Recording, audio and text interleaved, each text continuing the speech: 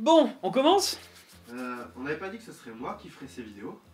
On avait dit ça. Allez, décolle du canapé, c'est mon tour.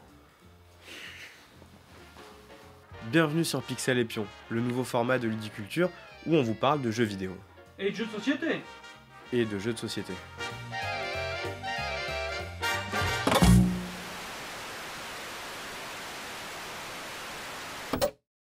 Pour ce premier épisode, nous avions envie de vous parler du BR, le Battle Royale.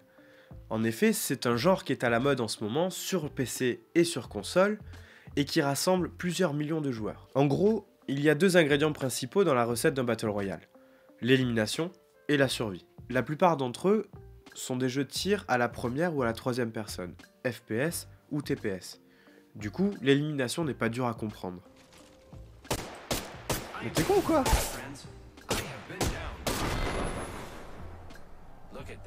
C'est sérieux ? Quelle est la différence avec un deathmatch, me diront les anciens ? Eh bien à l'époque de Quake ou Unreal, on réapparaissait après chaque mort. Le vainqueur était celui qui faisait le plus de frags. Et la partie se terminait à partir du moment où on atteignait un score maximal ou que la limite de temps était finie. Comme personne ne mourait vraiment, on pouvait jouer indéfiniment, comme une partie de chat à la récré. Dans un Battle Royale, quand on est mort, on est mort. Donc pour gagner, il faut être le dernier vivant, top 1. C'est ça le côté survie. Les Battle Royale les plus populaires sont PUBG, Fortnite ou Apex Legends pour ne citer que. PUBG est l'héritier direct du jeu H1Z1, qui lui-même est l'héritier direct d'un mode de jeu de DayZ, qui lui-même vient d'un mode de jeu d'Arma 3, qui lui-même descend d'un mode de jeu d'Arma 2. Un mode, c'est une modification légale d'un jeu fait par un amateur. Ici, Brennan Green, alias PlayerUnknown. C'est lui qui a ensuite créé PUBG, PlayerUnknown Battleground. Du coup, il est plus vraiment inconnu aujourd'hui. En plus des principes de base, il a posé les règles de tout bon Battle Royale. Le parachutage en avion, le loot butin aléatoire, ainsi que le rétrécissement de la map au fur et à mesure de la partie. Fortnite est arrivé après, et il a rajouté 2 ou 3 trucs en plus qui lui ont permis de se démarquer des autres Battle Royale.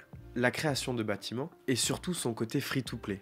Les joueurs peuvent jouer gratuitement, et ce n'est que par la vente d'objets cosmétiques que Epic Games se fait de l'argent. Le dernier succès en date, c'est Apex Legends.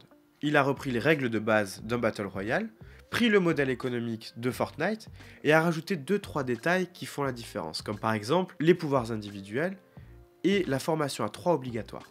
On ne pouvait pas finir ce chapitre sans parler du mode tout récemment sorti de Battlefield 5, Firestorm, qui lui aussi est un Battle Royale avec les mêmes règles que les autres. Comme quoi, quand on a trouvé le bon filon, c'est con de creuser à côté. Tiens, bois ça. C'est quoi ? C'est du thé. Et pas de la cochonnerie indienne, hein. C'est du pu'er, cueilli dans la province chinoise du Yunnan, berceau des premiers théiers. Ah mais ça sent la terre et les champignons ton truc. Ah bah, c'est pour les initiés, hein, mais il paraît que c'est bon pour la santé. Ah bah tiens, moi je vais me chercher de l'eau.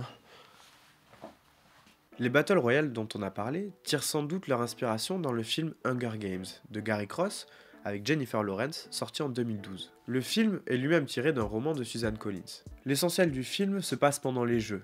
Il met en scène des jeunes qui doivent s'entretuer jusqu'à ce qu'il ne reste qu'un seul survivant. Mais si on remonte plus loin, il y a le film de Kinji Fukasaku en 2001 qui s'appelle Battle Royale. Lui aussi est tiré d'un roman de Kashun Takami. On lâche des ados sur une île, on les fait se battre jusqu'à ce qu'il n'en reste qu'un. D'ailleurs, l'intrigue est tellement proche qu'on n'est pas loin du plagiat. Le nom, le principe, on voit le lien, mais ça ne veut pas dire que c'est la seule inspiration. D'autres jeux vidéo, bien avant, avaient un concept très proche. Il y a le célèbre Bomberman, sorti en 83 sur MSX et ZX Spectrum. Dans ce jeu, on élimine les adversaires à coups de bombes. Celui qui survit gagne, et il y a même le terrain qui se réduit petit à petit. D'accord, c'est pas un jeu de tir, mais qui a dit que les Battle Royale étaient forcément des jeux de tir ? On appelle bien le récent Tetris 99 un Battle Royale. Pour ceux qui ont loupé, c'est un Tetris gratuit sur Switch. Nous commençons la partie à 99 joueurs, il ne doit en rester qu'un. On n'avait pas dit qu'on parlait de jeux de société aussi ? Bah si, mais là je vois pas par contre. Bon attends, on va chercher ensemble, je suis sûr qu'on va trouver quelque chose. Bah c'est toi qui me disais que les jeux à élimination c'était pas trop à la mode dans les jeux de société. Bah ouais, sur une partie de 2 heures, t'as pas envie de te faire éliminer au bout de 15 minutes. Sinon après tu fais quoi ? Tu sers le café et tu ravitailles en chips ? Parce que tu peux pas vraiment en relancer une. Ouais mais il y a quand même des jeux où tu peux mourir. Regarde le loup-garou ou Wanted par exemple. Bah, t'as raison, mais c'est accepté sur des jeux courts. D'ailleurs, t'aurais pu parler de l'excellent Love Letter de Senji Kanai, qui est minimaliste, comme les Japonais savent le faire. Du coup, il y a des bears dans les jeux de société? Oui, si on veut. D'ailleurs, si on va plus loin, on peut retrouver dans certains jeux de plateau l'idée du terrain qui rétrécit.